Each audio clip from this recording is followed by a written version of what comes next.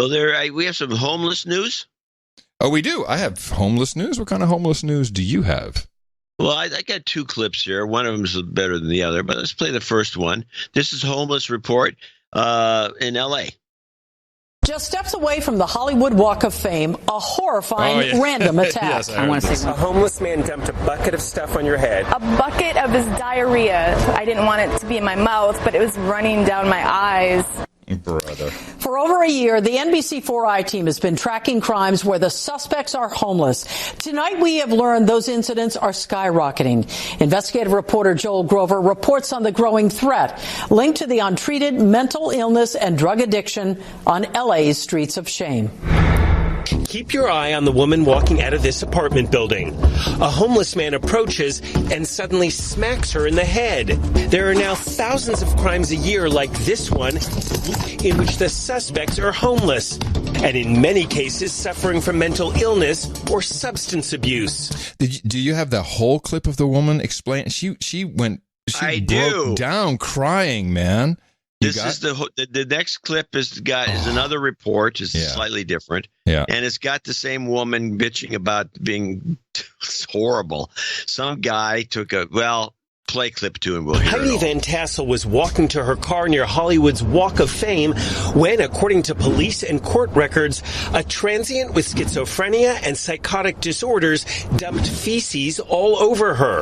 A bucket of his diarrhea. It was liquid, hot liquid. I was soaked, and I couldn't see it was coming off of my eyelashes into my eyes. Paramedics rushed her to the hospital, and she now needs to be tested for infectious diseases every 3 months. It's something I won't ever forget. It was disgusting. For over a year, the I-Team has been reporting on crimes where the suspects are homeless, like this guy arrested for setting fire to chairs at a downtown steakhouse, and this homeless man pushing someone in front of a truck.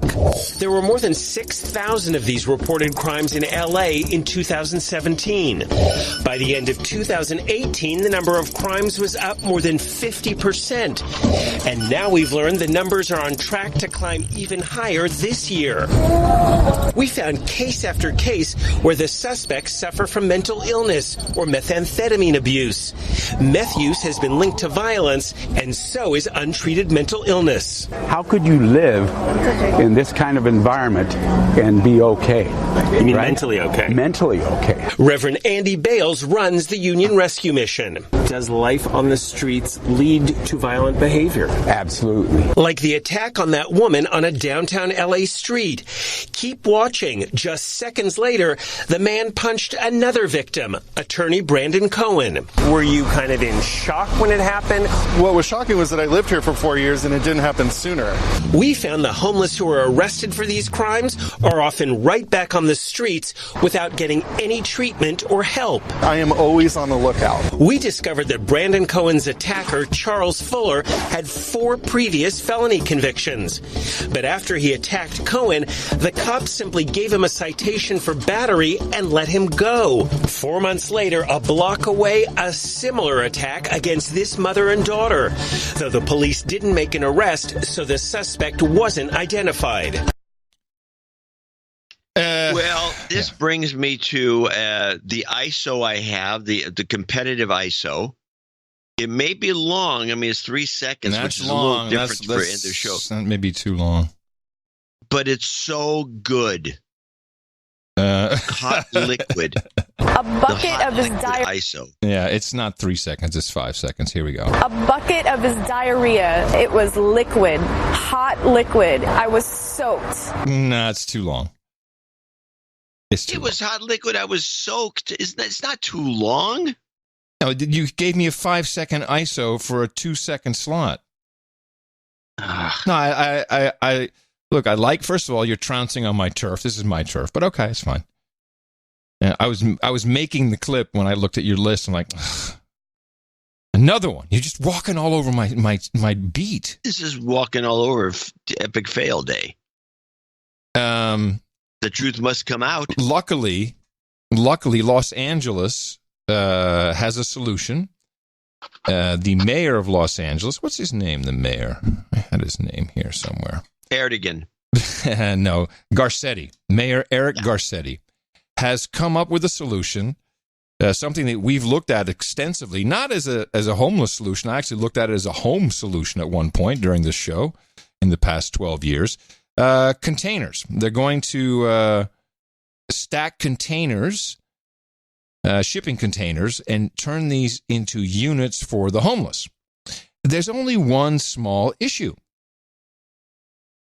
Each unit, now you can buy a shipping container for about $5,000. And we've looked into this. Between 3 is a shitty one, but $5,000 you can get a little more. You get a beautiful one, and then you spend whatever you need to spend to make the unit. But the basic walls, even a door, is $5,000.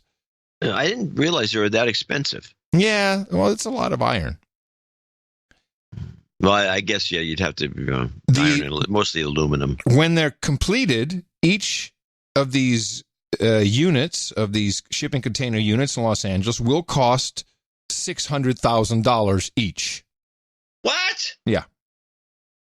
Yep. I suspect a scam. Yeah. And this is coming from KFI. And those guys are in LA, so they I'm sure this is correct. But this is $1.2 billion bond that they have to spend somehow, so we might as well put it into $600,000 shipping container units. Almost as dumb as Austin.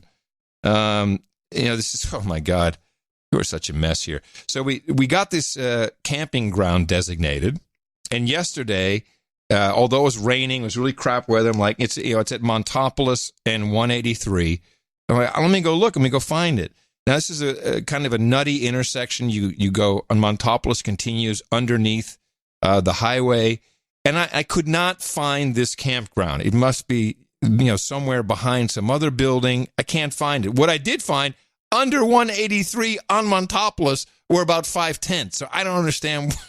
Have they cleaned anything up, or was that just a PR moment? Did something really take place? Is there even an actual campground that these people are on? I'm going to have to go out again tomorrow to see if I can find it, because I could not find it. And then all of a sudden it's all bull. And there's new plans that are cropping up. And Austin has come up with a spectacular solution. Oh, we should have thought of this earlier. New records obtained by KXAN investigators show where Austin could look to house the city's homeless. This comes as Austin police begin enforcing new camping restrictions this week. KXAN investigator Kevin Clark found the city is targeting several hotels for possible housing. It's an old bed and breakfast built in 1916. It's got 6 rooms available. It's just blocks from the Capitol, and it's right across the street from ACC's Rio Grande campus. Yet it's one of the for sale hotel properties the city could look to buy and convert into homeless housing. We don't want anyone in our community camping or lying in public places, or being forced to do that because there's no other place for them to go. And as Austin looks to find housing for the city's homeless, we have people in the community that are stepping forward right now with properties that we might be able to consider buying that don't require a lot of rework to make available. Specifically, I'm talking about some hotels. KXAN obtained this email from interim real estate officer Alex Gale showing a list of hotels and motels for sale in Austin. The email was sent to then homeless strategy officer Lori Pampilo Harris, who's now a consultant on homeless issues. The properties are spread far and wide around Austin. The Red Roof Inn off I-35 has 142 rooms. Then there's the Quality Suites near 35 and Ben White in South Austin. It has a capacity of 51 rooms. We know there are at least 7 hotel properties in Austin that are for sale right now. A city spokesperson could only confirm that Austin is in negotiations for multiple hotel properties, but wouldn't go into further details. Yeah, they're looking at spending $8 million on one of these hotels. And here's Wait a minute. They're reinventing in Austin. They're reinventing the slum hotel. Yes, and it's genius apparently. This is an idea from the 20s. And there's one hotel that they want to buy for $8 million. I think it has 40 rooms. $8 million, 40 rooms. But catch this. They're not going to you don't have to. There's no requirements. So it doesn't matter what state you're in, what state of mind, what state of anything, you You get on the list, you're in your own room. Bang your head against the wall all night. No mandatory program, but they will keep offering it to you. So as I heard at the city council meeting, I didn't clip it, we'll bang on the door every day offering help. So the way I get now, what is $8 million divided by 40? And by the way, who's going to provide security? Is there going to be security? Is there going to be maintenance? Do they just call someone and the maintenance guy comes and fixes their light bulb? I mean, is this? Wow. Yeah.